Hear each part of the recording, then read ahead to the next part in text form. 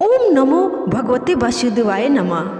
दोस्तों, आज मैं आपको विष्णु जी के दो प्रिय भक्त गजेंद्र और ग्रह की मुक्ति की कथा सुनाने जा रही हूँ। दरअसल दोस्तों, गजेंद्र और ग्रह में मृत्यु लोक पर भयंकर युद्ध हो रहा था और ये दोनों युद्ध करते हुए इस तरह से भगवान विष्णु जी को याद करके पूजा अर्चना किया कि भगवान विष्णु जी इन पर प्रसन्न हो गए और इन्हें मोक्ष की प्राप्ति दे दी और ये सीधे वैकुंठ के जय और विजय नाम के द्वारपाल बन गए। तो आप भी अपनी मोक्ष की प्राप्ति चाहते हैं तो आइए इस कथा में सुनते हैं कि आखिर गजेंद्र और ग्रह ने किस तरह से भगवान विष्णु को प्रसन्न किया। तो चलिए दोस्तों, कहानी को शुरू करते हैं। कहानी अच्छी लगे तो वीडियो को लाइक और चैनल को सब्सक्राइब जरूर करिएगा। पौराणिक कथा के अनुसार क्षीर सागर में एक त्रिकुट नामक एक प्रसिद्ध एवं श्रेष्ठ पर्वत था। उसकी ऊंचाई आसमान छूती थी। उसकी लंबाई चौड़ाई भी चारों ओर काफी विस्तृत थी। उसके 3 शिखर थे, पहला सोने का, दूसरा चांदी का और तीसरा लोहे का। इनकी चमक से समुद्र, आकाश और दिशाएं जगमगाती रहती थी। इनके अलावा उसकी और कई चोटियां थी जो रत्नों और कीमती धातुओं से बनी हुई थी। सब ओर से समुद्र की लहरें आकर इस पर्वत के निचले भाग से टकराती, जिससे प्रतीत होता कि समुद्र इनके पांव पखार रहा था। पर्वत की तलहटी में तरह तरह के जंगली जानवर बसेरा बनाए हुए थे। इसके ऊपर बहुत सी नदियां और सरोवर भी थे। इस पर्वत राज त्रिकुट की तराई में एक तपस्वी महात्मा रहते थे जिनका नाम वरुण था। महात्मा वरुण ने एक अत्यंत सुंदर उद्यान में अपनी कुटिया बनाई हुई थी।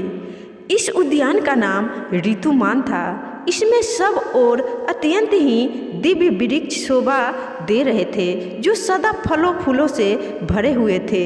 इस उद्यान में एक बड़ा सा सरोवर भी था जिसमें सुनहले कमल भी खिले रहते थे तथा विभिन्न जाति के कुमुद, उत्पल, शतदल कमल अपनी अनूठी छटा बिखारते रहते थे।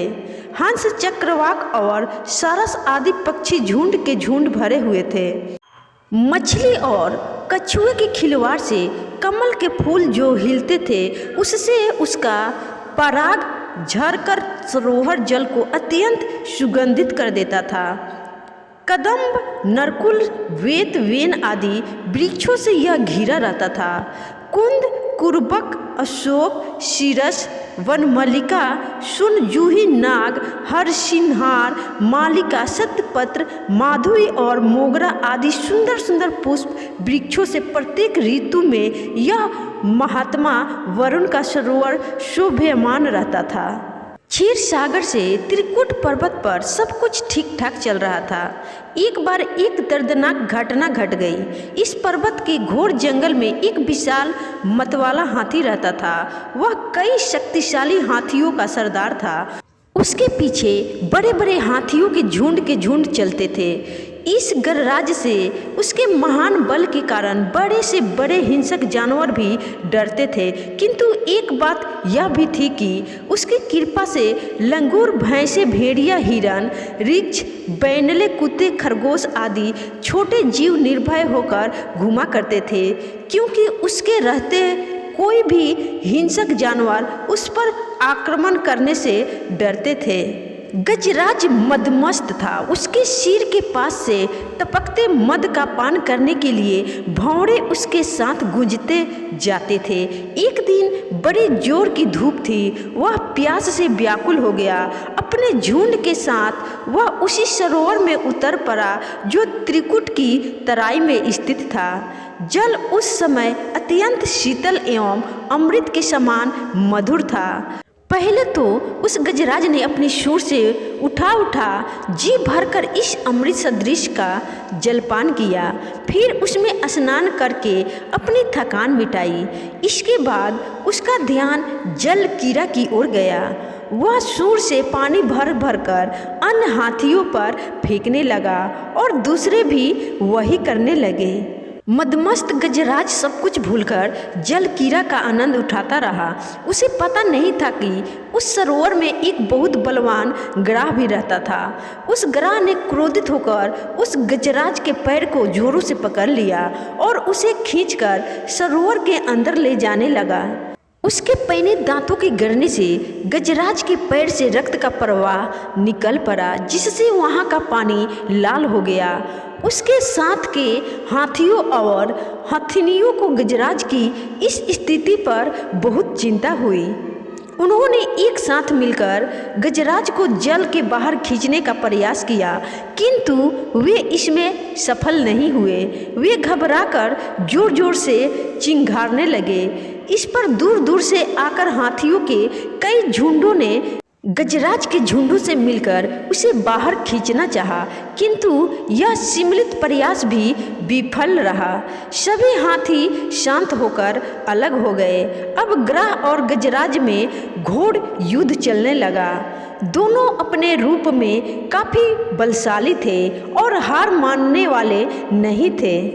कभी गजराज ग्राह को खींचकर पानी से बाहर लाता तो कभी ग्राह गजराज को खींचकर पानी के अंदर ले जाता, किंतु गजराज का पैर किसी तरह ग्राह के मुंह से नहीं छूट रहा था, बल्कि उसके दांत गजराज के पैर में और गड़ते ही जा रहे थे और सरोवर का पानी जैसे पूरी तरह लाल हो आया था।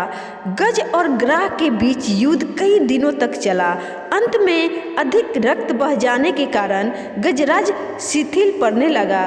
उसे लगा कि अब वह ग्राह के हाथों परास्त हो जाएगा। उसको इस समय कोई उपाय नहीं सूझा और अपनी मृत्यु को समीप पाकर उसे भगवान नारायण की याद आई। पूर्व जन्म की निरंतर भगवत आराधना के फलस्वरूप उसे भगवत स्मृति हो आई। उसने निश्चय किया कि मैं कराल काल के भय से चराचर प्राणियों के शरणय सर्वसमर्थ प्रभु की शरण ग्रहण करता हूँ। इस निश्चय के साथ गजेंद्र मन को एकाग्र कर पूर्व जन्म में सीखे श्रेष्ठ स्तोत्र द्वारा गजेंद्र मोक्ष स्तुति करने लगा। उसने एक कमल का फूल तोड़ा और उसे आसमान की ओर इस तरह उठाया जैसे वह उसे भगवान को अर्पित कर रहा हो।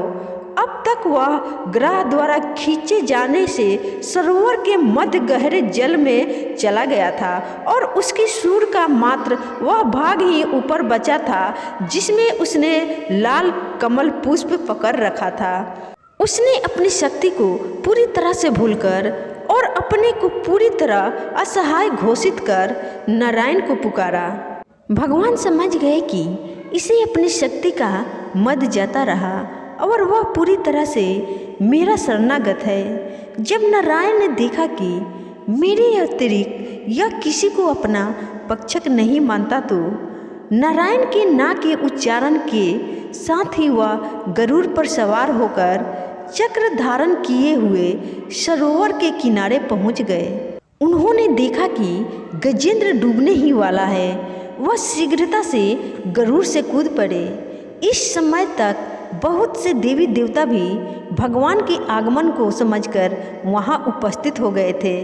सभी के देखते ही देखते भगवान ने गजराज यानी गजेंद्र को एक क्षण में सरोवर से खींचकर बाहर निकाला।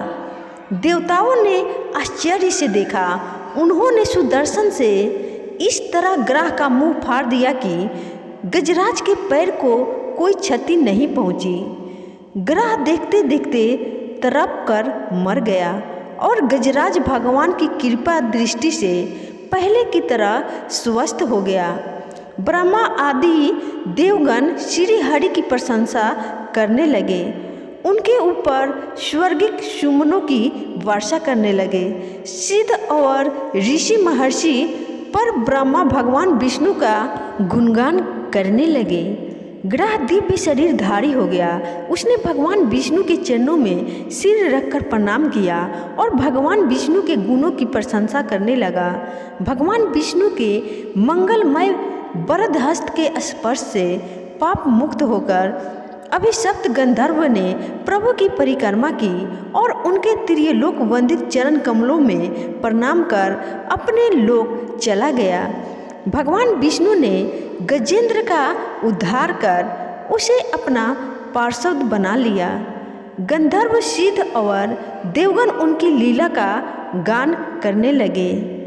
गजेंद्र की स्तुति से प्रसन्न होकर भगवान विष्णु ने सबके समक्ष कहा, प्यारे गजेंद्र, जो लोग ब्रह्म मुहूर्त में उठकर तुम्हारी की हुई स्तुति से मेरा स्तवन करेंगे, उन्हें मैं मृत्यु के समय निर्मल बुद्धि का दान करूंगा।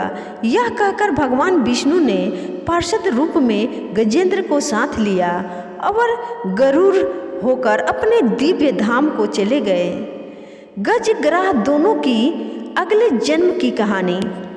गज ग्राह को अपनी भक्ति और विष्णु के हाथों मुक्ति के चलते वैकुंठ में स्थान मिला। दोनों इस लोक में द्वारपाल हुए, जिनका ही नाम जय और विजय हुआ। और इसी पद पर रहते हुए जय और विजय से एक गलती हो गई, जिसकी वजह से संत कुमारों ने उन्हें 3 जन्मों तक मृत्यु लोक पर राक्षस बनने का श्राप दे दिया। और इन्हीं संतों की श्राप के कारण मृत्यु लोक पर हिरण्याक्ष, हिरण्यकश्यपु, रावण, कुंभकर्ण और शिशुपाल, दंत वक्र जैसे महाराक्षस पैदा हुए थे। और ये सभी अपना श्राप भोग कर, यानी कि भगवान के हाथे इनकी मृत्यु हुई और इन्हें मोक्ष की प्राप्ति हुई और फिर ये अपने लोक में चले गए। तो दोस्तों, ये थी गज ग्राह की मुक्ति की कथा। आपको कैसी लगी कमेंट करके जरूर बताइएगा और कमेंट में जय विष्णु भगवान जरूर लिखिएगा।